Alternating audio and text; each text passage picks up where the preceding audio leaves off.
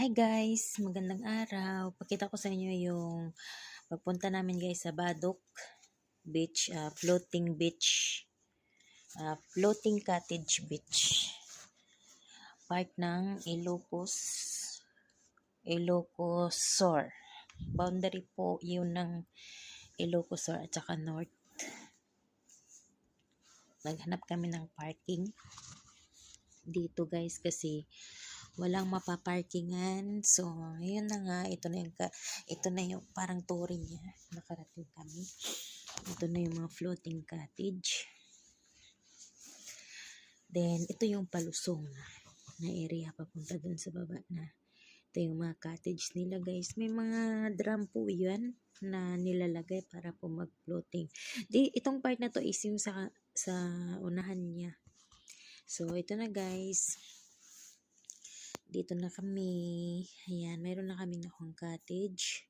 And then, yung iba dyan, kung gusto nyo po yung cottage nyo is, papuntahin nyo doon sa gitna na may mga sakay. Wala pong problema. Kasi, ano nyo naman yun eh. Na-rent nyo naman na. At saka, dito is, malinis. Tingnan yung tubig, sobrang blue. Pero pagdating guys sa bandang gitna, doon sa may tatlong cottage na yung pala gitna na, yan, sinusum ko, may mga bangka-bangka. Mabuhangin yung cottage dyan. So, hindi ho cottage sa mabuhangin. Sorry. Yung yung tubig. Sobrang, pagpunta kasi namin dito guys, sobrang malalaki yung alon.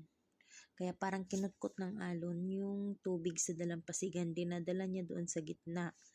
Hindi kasi siya hubas. Kumbaga is yung tubig dyan is kahit umaga po to guys is na 10:30 to 11 pagdating namin. Siya, yung tubig is malalim. Kahit nasa tabi na kami, ito, yan, yung mayroong tali dyan, is naabot yan ng tubig ng alon. So, kaya, ayan. Enjoy. Kasi once na paghapon na, or yung gabi na siya, ipunta mo yung cottage mo dun sa gitna. Maganda. Malamig.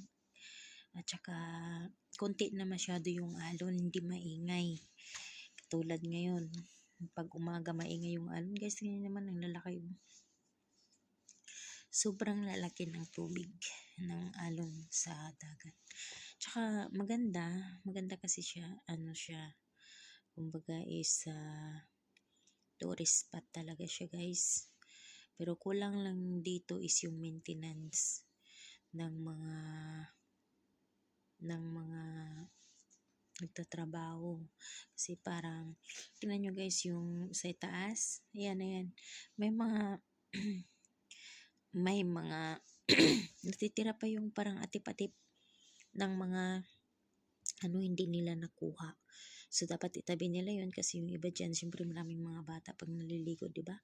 Kaya yung iba dyan, nakainom na, medyo, siya, ayan, tinik-tinik.